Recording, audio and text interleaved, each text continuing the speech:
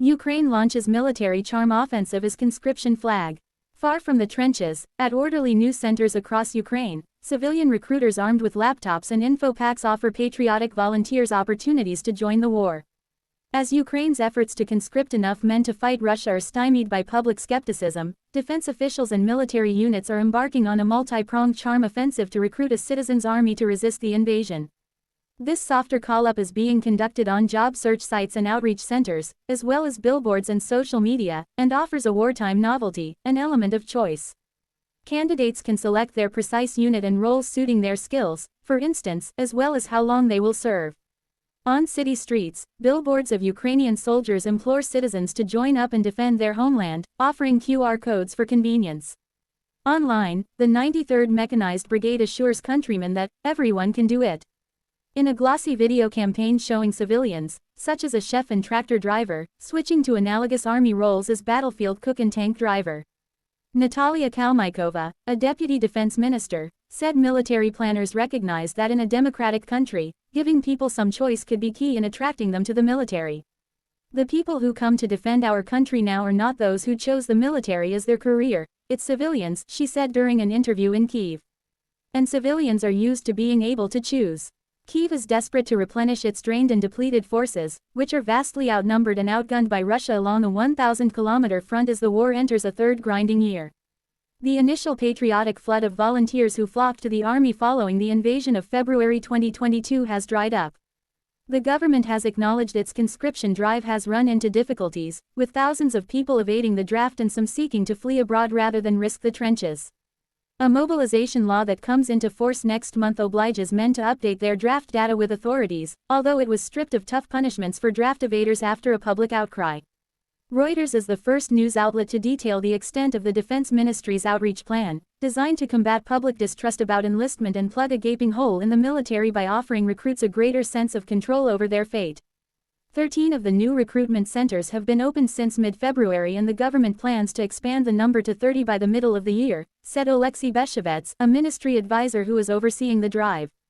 At the first center, in Lviv, about 300 people visited in the first month, Beshevets said, without specifying if any signed up. The Defense Ministry is also working with 4 private recruitment companies to fill military vacancies, he added. He conceded the plans were no magic pill for the military, though he said the range of roles needing to be filled was so broad that it didn't matter so much what people chose. The main goal is to give people the opportunity to conquer their fears and enter into the military sphere, said Beshevets. He was among more than a half-dozen people involved in the new drive for voluntary recruits who were interviewed for this article, also including recruiters and service members. Michael Kaufman, a military specialist at the Carnegie Endowment for International Peace think tank, said the recruitment drive was positive for the Army but would not be a decisive solution to a severe shortfall of troops that could only be fully addressed by mobilization. It likely needs hundreds of thousands of men to sustain the fight, in particular infantry, which few are likely to volunteer for, because it's the most likely combat arm to suffer casualties, he added. Ukraine's conscription effort, launched in the wake of the invasion, has been hampered by local media reports of corruption, official abuse and administrative incompetence. Social media has been flooded with clips of officers corralling men off the street or barging into homes.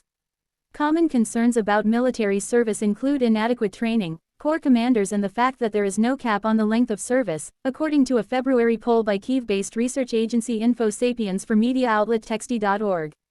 In the survey of 400 Army-eligible men, only 35% said they were prepared to serve if called up. Somewhere, at some stage, trust was lost, said Beshevets, the Defense Ministry advisor. Right now, our task is to renew it. Ukraine does not release figures on conscripts or voluntary recruits, which it deems sensitive information. President Volodymyr Zelensky nonetheless acknowledged shortcomings in mobilization when he fired the heads of regional draft offices last August, citing reports of corruption and official abuse. Beshevets said the goal of the Defense Ministry's recruiting campaign was to triple the number of volunteers who join up. In the longer term, he added, at least a third of Ukraine's armed forces should be staffed through voluntary recruitment. As part of the hunt, the Defense Ministry has begun working with 4 leading job search sites over the past 6 months, said Beshevets, adding that so far around 100,000 applicants in total had replied to more than 10,000 vacancies advertised. LobbyX, one of the sites, offers a user-friendly platform that allows job seekers to search through military branches, from the Marines to military intelligence, and categories of jobs, from artillery gunner to cook or press officer. Like any ordinary job postings, the vacancies list responsibilities, requirements and benefits including monthly pay, which ranges from around $500 to $3,000. And voluntary contracts can be signed for specific terms starting from 3 years, or until the end of martial law. The goal, said LobbyX CEO Vladislav Greziev, is to allow people to choose the exact unit they want to serve with and maximize the use of their skills. Getting good weapons is great, but it's all used by people, he said. In March, Kyiv's top general said the military would need to mobilize fewer people than the initial target of up to 500,000 more Ukrainians, in part because of volunteers. We expect that we will have enough people capable of defending their motherland, Commander-in-Chief Alexander Syrsky told the Ukrinform news agency. I am talking not only about the mobilized but also about volunteer fighters. The official recruitment push has been matched on the ground by military units reaching out directly to civilians. A handful of brigades and smaller units are launching or stepping up their own public relations drives, with more billboards promoting